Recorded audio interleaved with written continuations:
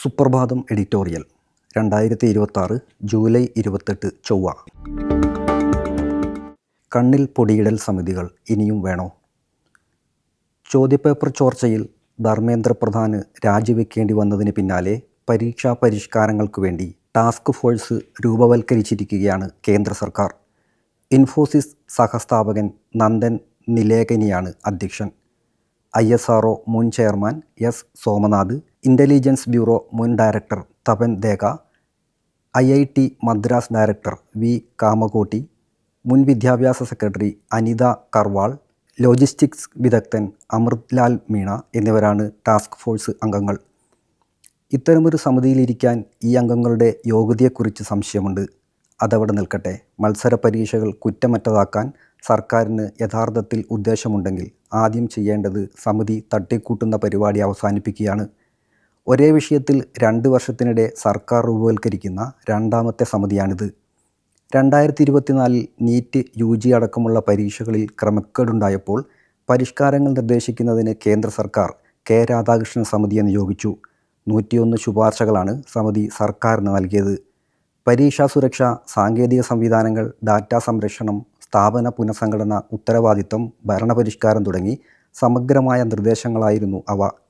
ഇതിൽ ഭൂരിഭാഗവും നടപ്പാക്കിയില്ല. 2026 NEET ചോർച്ചയെക്കുറിച്ചുള്ള case supreme കോടതിയിലെത്തിയപ്പോൾ Radhakrishnan സമിതിയുടെ ഏതെല്ലാം ശുപാർശകൾ നടപ്പാക്കിയെന്ന സുപ്രീം കോടതിയുടെ ചോദ്യത്തിന് കേന്ദ്രത്തിന് വ്യക്തമായ മറുപടിയില്ലായിരുന്നു. രാധാകൃഷ്ണൻ സമിതി സമീകൃത പ്രശ്നപരിഹാരങ്ങളുടെ അന്തിമ വാക്കായിരുന്നുവെന്നല്ല പറയുന്നത്. പക്ഷേ ഒരു സമിതി സമർപ്പിക്കുന്ന നിർദ്ദേശങ്ങൾ നടപ്പാക്കുക പോലും ചെയ്യാത്ത സർക്കാരിന് എങ്ങനെ അതേ വിഷയത്തിൽ മറ്റൊരു സമിതി രൂപവൽക്കരിക്കാനാകും? ഇപ്പോൾ വീണ്ടും മറ്റൊരു സമിതി പ്രഖ്യാപിക്കുന്നത് പരിഹാരത്തേക്കാൾ ജനരോക്ഷം തണുപ്പിക്കാനുള്ള രാഷ്ട്രീയ അഭ്യാസമായി മാത്രമേ കാണാനാവൂ. തട്ടിക്കൂട്ട് സമിതികളല്ല, അടിസ്ഥാന പ്രശ്നങ്ങൾ പരിഹരിക്കാനുള്ള നടപടികളാണ് വേണ്ടത്. നാഷണൽ ടെസ്റ്റിംഗ് ഏജൻസിയുടെ മത്സര പരീക്ഷാ സംവിധാനത്തിൽ നിരവധി പ്രശ്നങ്ങളുണ്ട്. ഏജൻസിക്ക് 2024 ശേഷം ഇതുവരെ പൂർണ്ണസമയ ജനറൽ സെക്രട്ടറി പോലുമില്ല. ആർക്കും ചോദ്യപേപ്പറുകൾ ചോർത്താവുന്ന ദുർബല ഘടനയാണ് അതിനുള്ളത്. 2017 രൂപവൽക്കരിക്കപ്പെട്ട national testing agency JEE, NEET, CUET, UGC NET, Sainik school പ്രവേശന പരീക്ഷ, ഹൈക്കോടതി നിയമന പരീക്ഷകൾ തുടങ്ങി അനേകം ദേശീയ പരീക്ഷകൾ നടത്തുന്നുണ്ട്. ഇത്രയും വലിയ ഉത്തരവാദിത്തം വഹിക്കാൻ ആവശ്യമായ സ്ഥാപനശേഷി, ജീവനക്കാരുടെ എണ്ണം, സാങ്കേതിക സംവിധാനങ്ങൾ, മേൽനോട്ട സംവിധാനം എന്നിവ ഏജൻസിക്കില്ല. പരീക്ഷാ സംവിധാനത്തിന് യഥാർത്ഥത്തിൽ വേണ്ടത് മറ്റൊരു സമിതിയല്ല, ഉത്തരവാദിത്തം ഉറപ്പാക്കുന്ന സ്വതന്ത്ര ഭരണ സംവിധാനവും പൂർണ്ണ സുതാര്യതയും സമയബന്ധിത പരിഷ്കാരങ്ങളും വിദ്യാർത്ഥികളോടുള്ള ഉത്തരവാദിത്വ ബോധവുമാണ്. K. രാധാകൃഷ്ണൻ സമിതിയുടെ ഏറ്റവും പ്രധാനപ്പെട്ട നിർദ്ദേശങ്ങളിലൊന്ന് ബയോമെട്രിക് സംവിധാനവും കൃത്രിമ ബുദ്ധിയും ഉപയോഗിച്ചുള്ള ബഹുതല തിരിച്ചറിയൽ സംവിധാനമായിരുന്നു.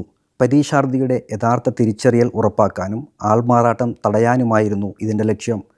പൂർണ്ണമായ കമ്പ്യൂട്ടർ അധിഷ്ഠിത പരീക്ഷകൾക്ക് പകരമായി ഹൈബ്രിഡ് പരീക്ഷാ സംവിധാനം കൊണ്ടുവരാനും സമിതി നിർദ്ദേശിച്ചു. എൻക്രിപ്റ്റ് ചെയ്ത ചോദ്യപേപ്പറുകൾ പരീക്ഷ തുടങ്ങുന്നതിന് തൊട്ടുമുമ്പ് പരീക്ഷാ കേന്ദ്രങ്ങളിലെ സുരക്ഷിത സെർവറുകളിലേക്ക് ഡിജിറ്റലായി അയക്കണം. ഓരോ കേന്ദ്രത്തിലും അതിവേഗ പ്രിൻ്ററുകൾ സ്ഥാപിച്ച് ചോദ്യപേപ്പറുകൾ അവിടെ തന്നെ അച്ചടിക്കണമെന്നുമാണ് ശുപാർശ. ഇതിലൂടെ ഗതാഗതത്തിനിടെ ചോദ്യപേപ്പർ ചോരാനുള്ള സാധ്യത കുറയ്ക്കാമെന്നാണ് വിലയിരുത്തൽ.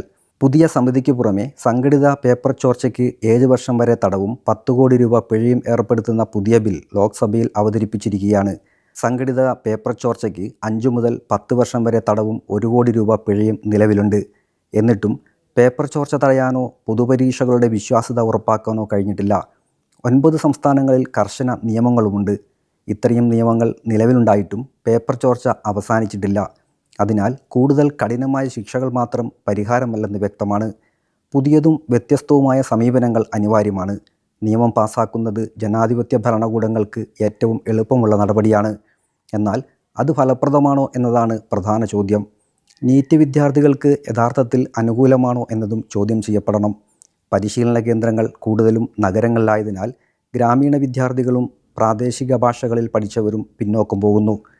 ഒരേയൊരു പരീക്ഷയ്ക്ക് പകരം ഒന്നിലധികം പ്രവേശന പരീക്ഷകൾ ഉണ്ടെങ്കിൽ ഒരു പരീക്ഷയിൽ പരാജയപ്പെട്ടാലും വിദ്യാർത്ഥികൾക്ക് മറ്റൊരു അവസരം ലഭിക്കും. രാജ്യത്തെ നിരവധി മികച്ച ഡോക്ടർമാർ ഇത്തരത്തിലുള്ള വ്യത്യസ്ത പ്രവേശന പരീക്ഷകളിലൂടെയാണ് തിരഞ്ഞെടുക്കപ്പെട്ടത്. പേപ്പർ ചോർച്ചയുടെ പ്രതിസന്ധി കൂടുതൽ സമിതികൾ രൂപവൽക്കരിച്ച് നിയമങ്ങൾ കൂടുതൽ കർശനമാക്കുന്നതിലൂടെ മാത്രം പരിഹരിക്കാനാവില്ല. അതിലൂടെ പരീക്ഷാ സംവിധാനത്തിൻ്റെ നഷ്ടപ്പെട്ട വിശ്വാസ്യത തിരിച്ചു കിട്ടില്ല. ഓരോ ചോദ്യപേപ്പർ ചോർച്ചയും ലക്ഷക്കണക്കിന് വിദ്യാർത്ഥികളുടെ അധ്വാനത്തെയും ആത്മവിശ്വാസത്തെയും തകർക്കുകയാണ്. ഇന്ത്യയുടെ പരീക്ഷാ സംവിധാനത്തിന് ഇന്ന് വേണ്ടത് മറ്റൊരു സമിതിയോ മറ്റൊരു പ്രഖ്യാപനമോ അല്ല. കുറ്റവാളികളെ ഉറപ്പായും നിയമത്തിനു മുന്നിലെത്തിക്കുന്ന അന്വേഷണ സംവിധാനവും സുതാര്യമായ പരീക്ഷാ നടത്തിപ്പും ബഹുമുഖ പ്രവേശന രീതികളും വിദ്യാർത്ഥികളുടെ വൈവിധ്യമാർന്ന കഴിവുകൾ വിലയിരുത്തുന്ന സംവിധാനവുമാണ് ആവശ്യം.